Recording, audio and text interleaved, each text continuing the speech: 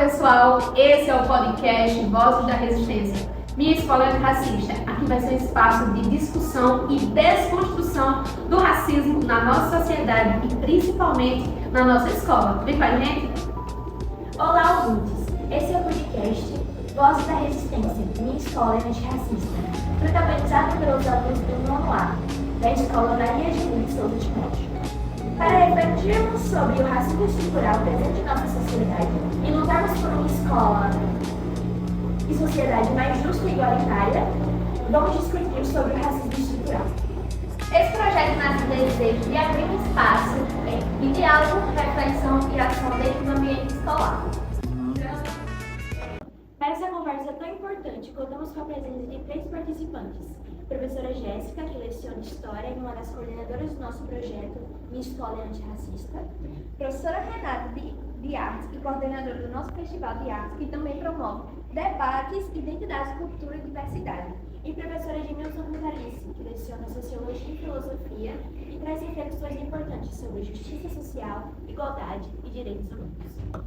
Professora Jéssica, no contexto da sua experiência como educadora e coordenadora do projeto Minha Escola é Antirracista, de que forma o racismo se manifesta, mesmo de maneira sutil, no cotidiano escolar? Bom dia. Primeiramente, gostaria de agradecer pela oportunidade de estar aqui conversando sobre esse tema tão importante, principalmente no ambiente escolar, né?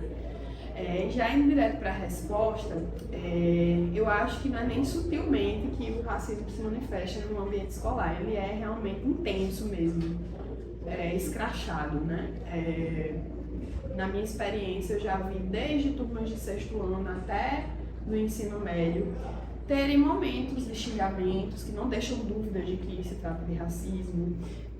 Nas conversas sobre a questão do racismo, eu já vi muitos alunos e alunas negras falando sobre suas próprias experiências na escola, de como tiveram, né? Teve alunas, inclusive, que chegaram a se emocionar, porque, de fato, é muito pesado, né? Você sentir, desde a educação infantil, né? Palavras sobre seu cabelo, sobre sua aparência. Então, assim, na escola se manifesta de forma muito grave mesmo. Então não é à toa que há necessidade de fato de projetos que tragam essa temática e de projetos que combatam de fato, conscientizem da questão. Em relação ao nosso projeto vai além, né, dessa questão necessariamente de identificar o racismo, a gente está pensando numa perspectiva mais ampla, né, no sentido de letramento racial mesmo, no sentido de mudar o currículo aos pouquinhos e trazer figuras, mulheres, homens negros que ao longo da história transformaram de uma maneira, mas são apagados justamente por causa desse preconceito, né? Então, o nosso projeto vai além dessa identificação simples do racismo, porque eu acho que identificar, acho que basicamente todo mundo consegue, né? Então, a gente precisa dar um passinho para frente, né?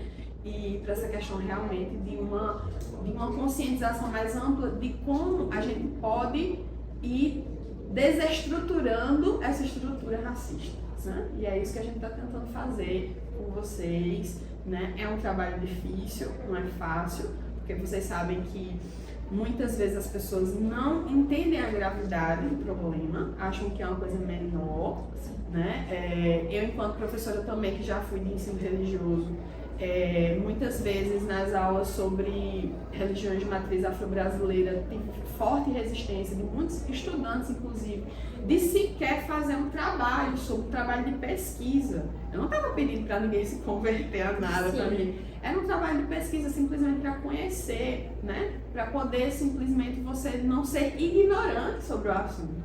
E muitas vezes a gente teve resistência sobre isso. E obviamente que dificulta, né? Se você não tem conhecimento, como é que você vai deixar de ter esse preconceito, né? Esse conceito prévio, equivocado, ignorante, né? Então, na escola é um ambiente que de fato o racismo manifesta de forma muito contundente e é por isso que estamos aqui. Vamos fazer nossas micro-revoluções junto com vocês. Com certeza. Muito obrigada, professora.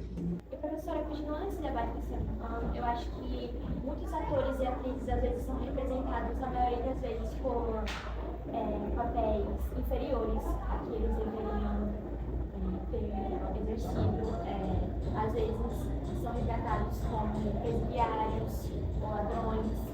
ou cargos totalmente inferiores a pessoas brancas. Eu acho que isso deveria ser uma coisa que não deveria existir na sociedade. Eu acho que muitas pessoas poderiam mudar isso, porque isso é uma coisa totalmente desrespeitosa. O senhor que é professor de filosofia e talvez futuramente sociologia, algum problema no qual os efeitos do racismo escolar pode causar na formação da identidade, na autoestima e no desempenho acadêmico do estudante negro, como o preconceito interfere nos sentimentos e pertencimento desse aluno no ambiente escolar. Bom, também agradecer primeiramente ao convite feito pelas meninas que estão organizando o podcast. Acho que é fundamental a gente ter espaços como esse, que discutem questões temáticas pertinentes como essa, mas também um país como o nosso, Brasil. Acho que o primeiro registro a se fazer é esse. E que, para que a gente possa discutir qualquer questão relacionada à negritude, à herança negra no país, a gente tem que lembrar da sua formação enquanto povo, enquanto sociedade.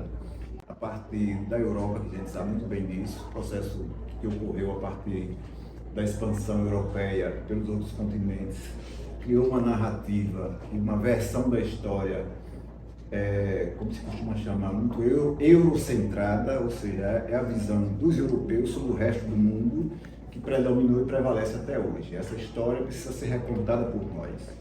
Falar de negritude dentro do ambiente da escola é ter que reconstruir a história que se contou para a gente.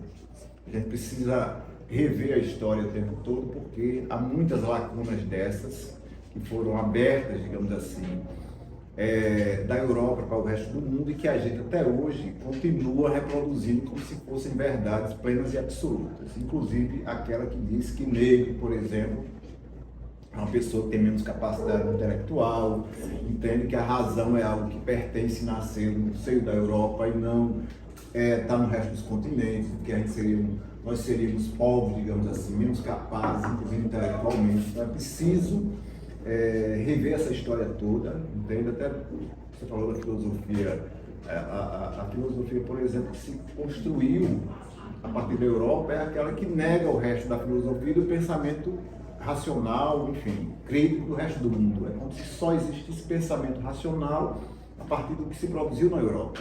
Então é preciso rever isso. A gente tem pensamentos que se produziram em outras partes do planeta, na Ásia, na África, até mesmo na América, que são negados por essa tradição, entende? Que relega o segundo plano o pensamento de outros continentes, diferente da Europa. É preciso rever isso, entende? E aqui, dentro do ambiente educacional da escola, é preciso que a gente comece engateando nesse sentido, de reconstruir essa história. E as pessoas aqui no nosso país precisam ter acesso a isso. Como a Jéssica falou, espaços como esse são fundamentais para a gente desconstruir essas, digamos, versões enviesadas ou parciais da história, entende? E vocês, como jovens, estão de parabéns por estar junto também, abraçando essa discussão, entende?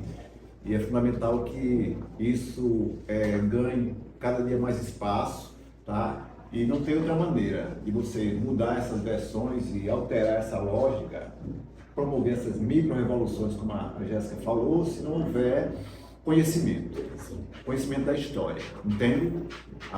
E o espaço para também construir esse conhecimento novo, para reconstruir essa história, é o ambiente da escola.